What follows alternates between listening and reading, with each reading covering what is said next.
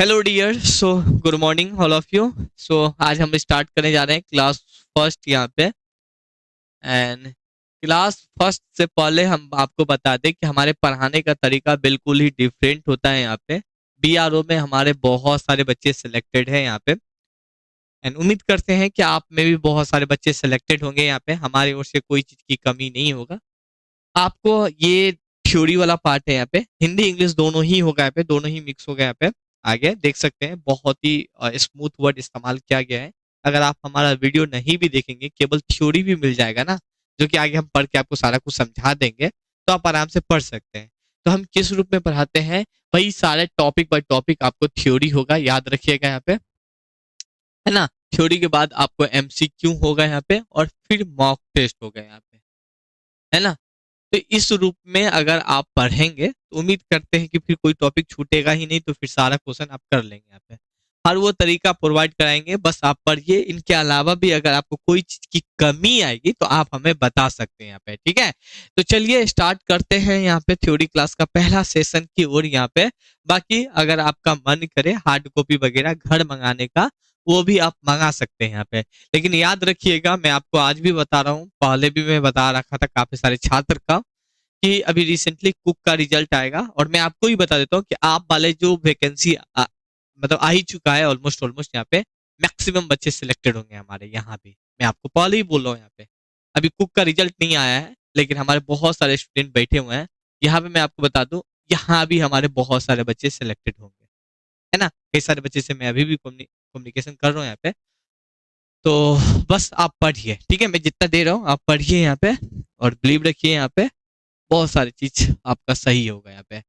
तो सबसे पहले हम देखने वाले हैं पहला टॉपिक, पहला क्लास में स्टोर लेखा, जिसको बोलते हैं अकाउंटिंग ऑफ स्टोर्स। मतलब स्टोर के बारे में लिख लिख पल करना है यहाँ पे, क्योंकि आपको जो ये जॉब मिलने वाला है, बहुत ही अच्छा डिपार्टमेंट है बैठने वाला, पूरा चीज का आप एक तरीके से मालिक ही होंगे। यहाँ पे कह रहा है भाई, स्टोर में आने जाने वाले सभी सामानों का सही रिकॉर्ड रखने को ही स्टोर लेखा कहते हैं, अकाउंटिंग ऑफ स्टोर कहते हैं। जैसे कि अगर हम बात करें, आपका कोई दुकान है, दुकान का मालिक आप हैं, तो आपको पता होना चाहिए कि दुकान में क्या सामान है और क्या सामान नहीं है, या कौन सा सामान बिक चुका है और कौन सा सामान आपके दुकान में है यहाँ पे, है ना। तो सिमिलर चीज यहाँ भी यही है, ना कि यहाँ पे कुछ डिफरेंट है यहाँ पे, ठीक है। वहां भी आपको बीआरओ में जब आपका जॉब लग जाएगा, तो आपको दिया जाएगा कि भाई बीआरओ को तो बहुत सारा सामान होता है भाई, इलेक्ट्रिकल का सामान होता है, खाने पीने का सामान होता है यहाँ पे, कई सारा टेक्निकल होता है, कई सारा नॉन टेक्निकल सामान सब होते हैं यहाँ पे, जिनका आपको मालिक बनाया जाएगा। आपको पता होना चाहिए कि इसमें कौन सामान है, कौन सामान नहीं है, कौन सामान का क्या प्राइसेस है यहाँ पे। सिमिलर चीज जब आप दुकान खोलते हैं तो कई सारा हजारों में प्रोडक्ट होता है और आपको जानकारी होता है, तो ये चीज दुकान को भूलते हुए आप बीआरओ के जितने भी प्रोडक्ट है, इस प्रोडक्ट के बारे में जानकारी रखेंगे यहाँ पे, ठीक है। इसी को हम लोग बोलते हैं अकाउंटिंग ऑफ स्टोरेज यहाँ पे, ठीक है। अब इनका क्या उद्देश्य है, ये चीज आप थोड़ा सा देखने की कोशिश करेंगे। अगर हम इनका उद्देश्य बात करने वाले हैं, तो यहाँ पे देखिए, सही स्टॉक की जानकारी रखना, ठीक है। ये जो बहाल किया जाता है अकाउंटिंग ऑफ स्टोरेज जो है, इनका उद्देश्य एक ही है, सटीक तरीका से जानकारी रखना कि हाँ ये प्रोडक्ट हमारे स्टोर वाले भाग में है, मतलब है तो है यहाँ पे, ठीक है। नेक्स्ट यहाँ पे बात करने वाले, चोरी या नुकसान को रोकता है यहाँ पे। मान लीजिए कोई सामान है, हाँ स्टोर में आप रख दिए और आपको पता नहीं वो है या नहीं है, यहाँ पे कल की डेट में चोरी भी हो जाता है, तो आपको इससे कोई फर्क नहीं पड़ेगा यहाँ पे। आपको कोई फर्क नहीं पड़ेगा तो सरकार को लॉस होगी यहाँ पे। तो इससे आपको ये पता चला कि भाई है, तो अगर आप बोले हैं और ये सामान नहीं निकल रहा है, तो हो सकता है चोरी हो गया हो यहाँ पे। तो ये सब चीज होता है, कई सारा प्रोडक्ट डैमेज हो जाता है यहाँ पे। तो ये कुछ इनका उद्देश्य है। समय पे सामग्री उपलब्ध कराना, हाँ कोई सामान है तो चले जाइए, इस वाले रैक में ये सामान रखा है, वहां से आप ले लीजिए, ये यहाँ पे रखा है ले लीजिए, ठीक है। तो ये सब चीज का इनका बहुत ज्यादा बेनिफिट होता है। ऑडिट में पारदर्शिता बनाए रखता है यहाँ पे। मान लीजिए ऑडिट जब होता है, तो वहां पे ये पता होता है कि भाई कौन सामान आया है एक साल में, कौन सामान कितना निकला, कहाँ यूज हुआ। तो इस तरीका से ऑडिट होता है यहाँ पे। तो आपको पता होगा तो आप आराम से ऑडिट भी हो सकता है यहाँ पे, ठीक है। चलिए, आवश्यक खर्च कम करना होता है यहाँ पे। आवश्यक खर्च मतलब समझ गए यहाँ पे, जैसे कि बहुत सारा सामान ऑलरेडी स्टोर में है यहाँ पे। अब दूसरा क्या हुआ कि अगर आपको पता नहीं है या नहीं है तो आप क्या करते हैं, मंगा लेते हैं यहाँ पे, ठीक है। जबकि वो सामान आपके स्टोर में था फिर भी मंगा ली क्योंकि आपको पता नहीं था यहाँ पे। तो ये सब कुछ इनका उद्देश्य है यहाँ पे। समझ पा रहे हैं डियर स्टूडेंट? यहाँ पे कोई भी दिक्कत, कोई भी तकलीफ हो आप हमें बता सकते हैं।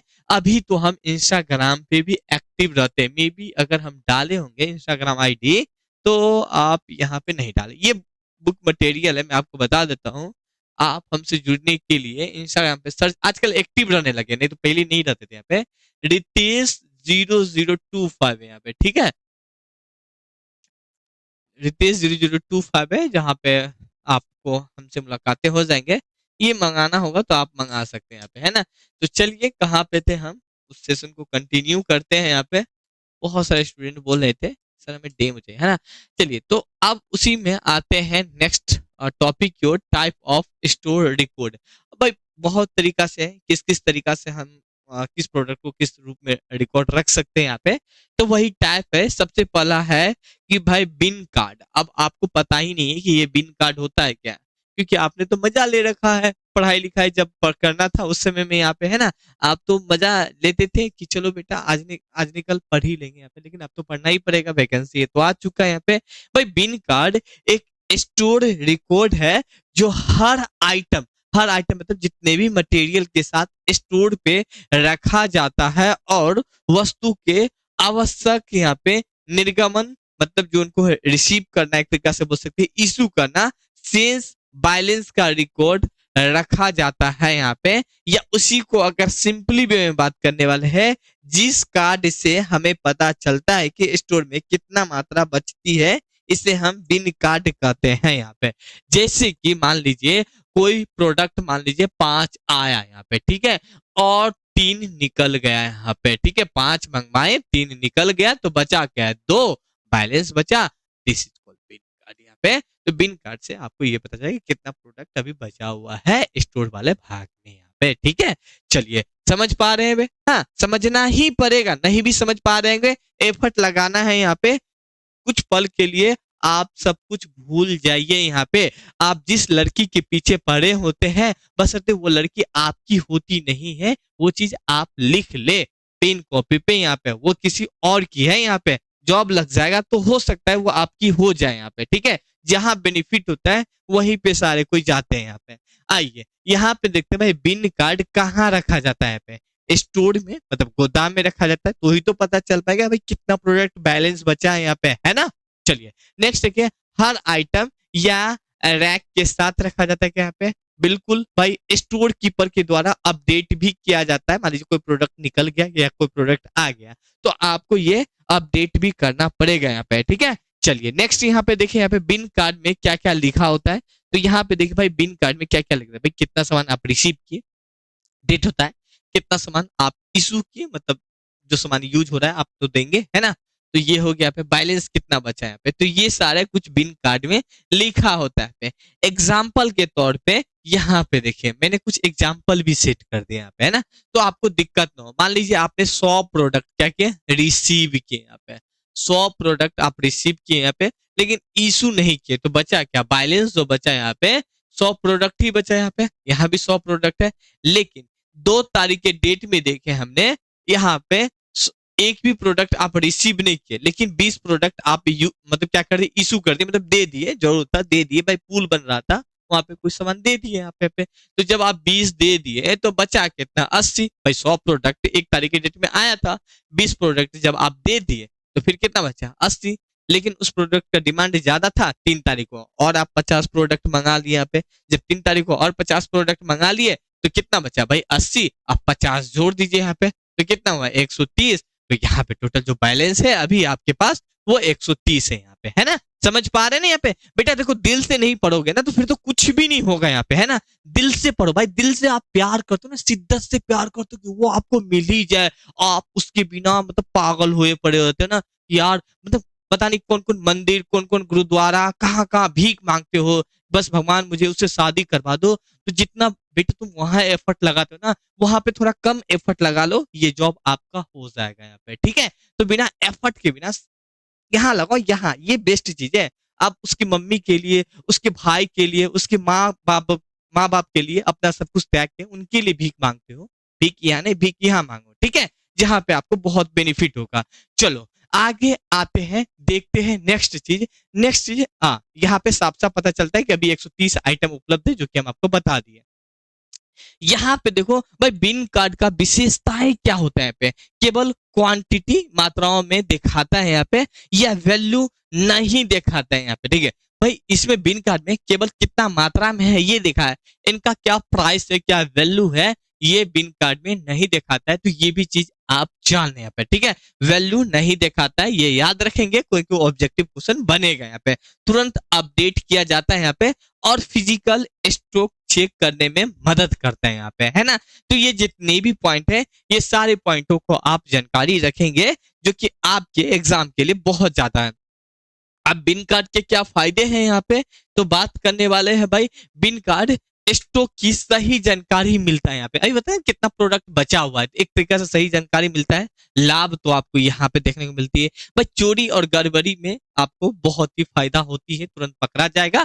मान लीजिए यहाँ पे तो 130 शो कर रहा है, लेकिन दो प्रोडक्ट नहीं मिल रहा है यहाँ पे, तो कहीं ना कहीं चोरी हुआ है यहाँ पे, कहीं ना कहीं गायब हो गया यहाँ पे, कहीं ना कहीं कोई उठा के ले गया यहाँ पे, तो यहाँ से आप तुरंत बता दोगे यहाँ पे, है ना। तो ये सारे फायदा है यहाँ पे, है ना। स्टॉक वेरिफिकेशन आसान से हो पाता है भाई, कितना प्रोडक्ट है, कितना निकल गया, तो सारा डिटेल आपके पास होता है, तो आराम से उसका वेरिफिकेशन हो जाएगा यहाँ पे।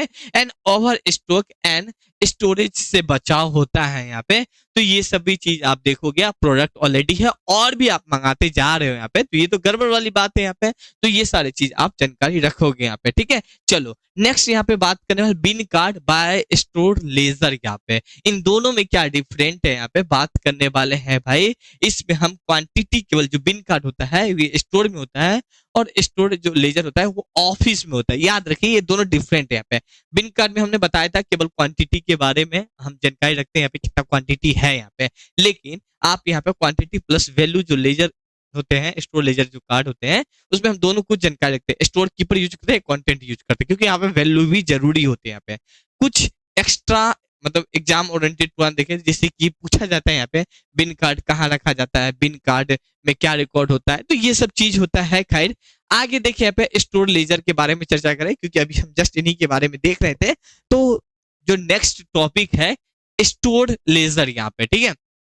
अब इतना बेसिक चीज है कि आप आराम से समझ जाएंगे, है ना। ये थ्योरी मिल जाए तो आप आराम से पढ़ लेंगे यहाँ पे। भाई क्या कह रहा है यहाँ पे, स्टोर लेजर एक महत्वपूर्ण रिकॉर्ड है, जिसमें स्टोर की हर वस्तु को, मतलब क्वांटिटी, मतलब जो मात्रा है, कितना प्रोडक्ट है यहाँ पे, और साथ में इस प्रोडक्ट का क्या वैल्यू है यहाँ पे, ये भी चीज आपको क्या होता है यहाँ पे, है ना, रखना होता है यहाँ पे, हिसाब रखना होता है यहाँ पे। तो यही चीज यहाँ पे मेंशन है, जिनको स्टोर लेजर कहते हैं।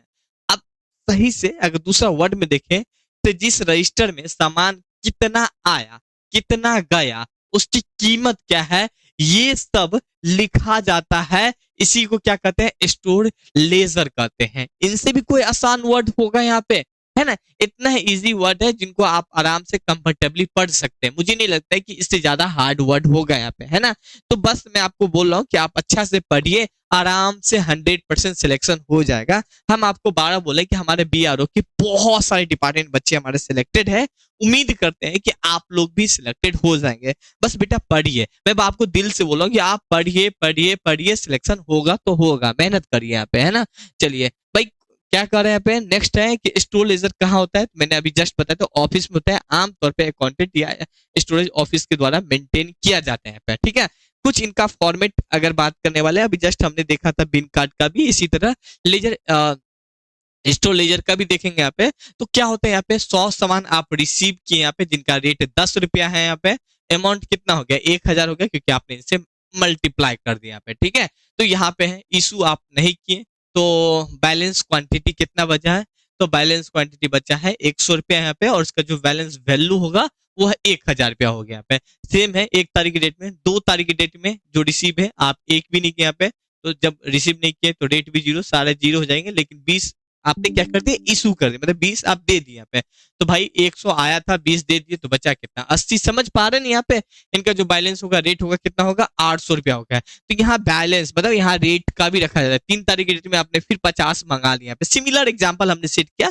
3 तारीख के डेट में आपने क्या किया, 50 प्रोडक्ट मंगाया, लेकिन इसका जो रेट था 12 रुपये, इससे पहले 10 था, फिर 12 हो गया, तो 50 प्रोडक्ट का रेट कितना हो गया, 12 रुपये दर से, तो 600 रुपया हो गया यहाँ पे। अब पहले से आपको कितना का प्रोडक्ट था, यहाँ पे 800 के था, तो बैलेंस रेट में कितना हो जाएगा, 1400 हो जाएगा यहाँ पे, है ना। पहले से कितना प्रोडक्ट था, 80, फिर कितना प्रोडक्ट आया, 50 आया, 130। ये थोड़ा बहुत आप एफर्ट लगाएंगे तो आराम से इसको आप कर लेंगे यहाँ पे, ठीक है। चलिए, ये आप एक जानकारी रखेंगे। आगे देखिए यहाँ पे स्टोरेज लेजर की कुछ विशेषताएं हैं। तो क्वांटिटी प्लस वैल्यू दोनों का रिकॉर्ड रखना है, क्वांटिटी के बारे में बहुत कुछ जानकारी रखना। एंड यहाँ पे तमाम सारे पॉइंट है यहाँ पे। हाँ, फीफो या लिफो या एवरेज मेथड लागू किया जाता है यहाँ पे, एंड ऑडिट के समय उपयोग किया जाता है। फायदा यहाँ पे, खर्च पर नियंत्रण रखना, सही मूल्य का निर्धारण करना, वित्तीय रिपोर्ट बनाना, एंड लॉस प्रॉफिटों का पता लगाना यहाँ पे, है ना।